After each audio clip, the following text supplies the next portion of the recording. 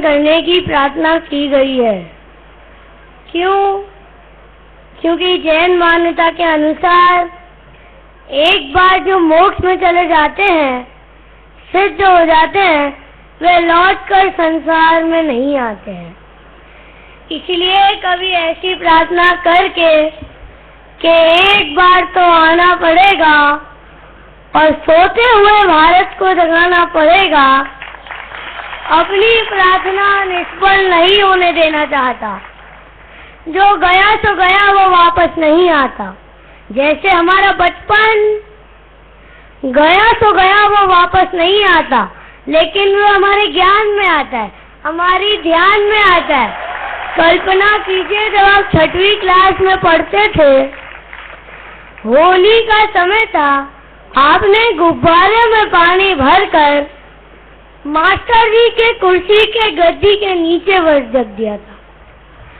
Master जी आए, class में कुर्सी पर बैठे, गुब्बारा फटा तो पानी का एक गुब्बारा छूटा था और क्लास में हंसी का फव्वारा भी छूट गया था। पता चलने पर आपकी पिटाई भी कम नहीं हुई थी। लेकिन वो दिन जब याद आते हैं तो चेहरे पे मुस्कान आए बिना नहीं रहती। वो बचपन तो बीत गया, लेकिन वे हमारे ज्ञान में तो है, ध्यान में तो है। करीब 2530 वर्ष पहले भगवान महावीर ने इस देह को छोड़ा। अब वे दोबारा इस देह में नहीं आ सकते, नहीं आएंगे, लेकिन वे हमारे ज्ञान में तो आ सकते हैं ना, हमारे ध्यान में तो आ सकते हैं। इसीलिए यहाँ प्रार्थना की गई है कि वे वर्धमान महान जिन विचरे हमारे ज्ञान में। क्यों? आखिर क्यों? ऐसा क्या दिया भगवान महावीर ने हमें कि हमने 2530 वर्ष पहले इस देह को छोड़ा और आज भी हम उन्हें याद करें, गांव गांव में उनकी प्रार्थनाएं करें। भौतिक रूप से तो उन्होंने हमें कुछ नहीं दिया, देते तो देते भी क्या, उनके पास था ही क्या, वो तो नागा बाबा थे। उन्होंने हमें ऐसे सिद्धांत दिए अहिंसा के, ऐसा रास्ता बतलाया। अगर आज भी हम उस पर चले तो सुख और शांति की प्राप्ति हो सकती है। बहुत से लोग कहते हैं कि भगवान महावीर आउट ऑफ डेट हो गए। क्यों?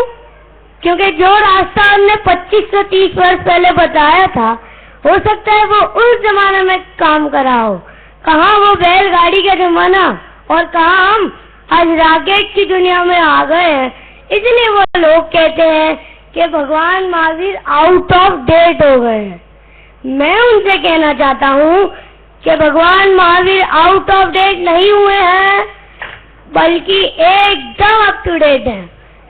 कोई व्यक्ति देश से अप टू डेट नहीं होता, वो अपने विचारों से अप टू डेट होता है।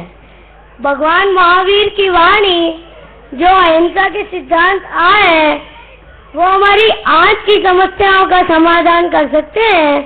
इसलिए कहता हूँ वे बिल्कुल अप टू डेट है।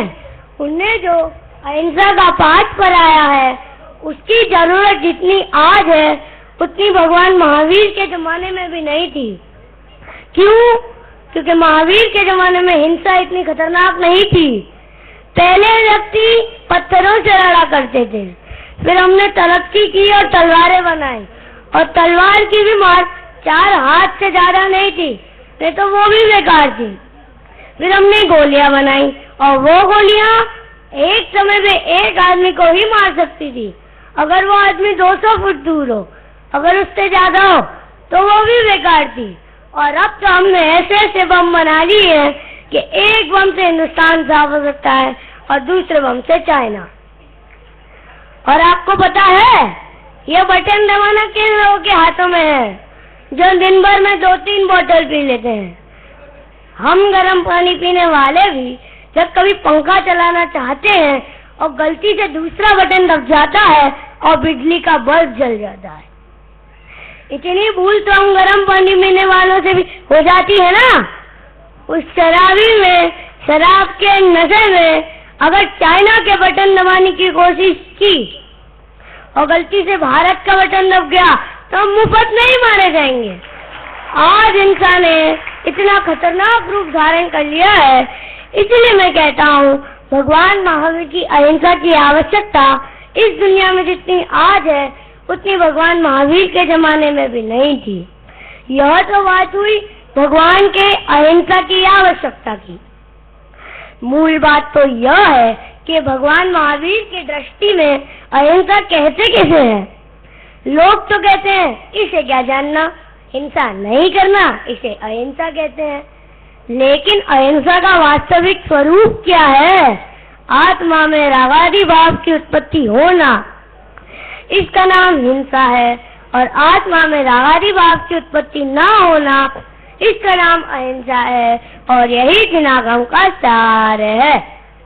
अब आप तो कहेंगे लोग तो हर जगह आत्मा लगा देते हैं, सीधे सीधे नहीं कह सकते बात कि सबके समझ में है कि दुनिया में मार काट का होना हिंसा है और मार काट का ना होना इसका नाम अहिंसा है। अरे भाई, जब भगवान महावीर ने आत्मा लगा दी तो मैं क्या करूं? ध्यान से सुनना भाई, हिंसा 3 प्रकार से होती है, मन से, वचन से और काया से। एक बार जो हिंसा मन में पैदा हो गई वो वाणी में आए बिना रहेगी नहीं, वाणी में आ गई तो काया में आए बिना रहेगी नहीं। इसीलिए भगवान महावीर ने सोचा कि चोर से निपटने से पहले उसकी अम्मल से निपट लो, जैसे चोर पैदा ही ना हो। हिंसा मन में पैदा होती है। इसीलिए भगवान महावीर ने कहा है कि आत्मा में रागादि भाव की उत्पत्ति होना, इसका नाम हिंसा है।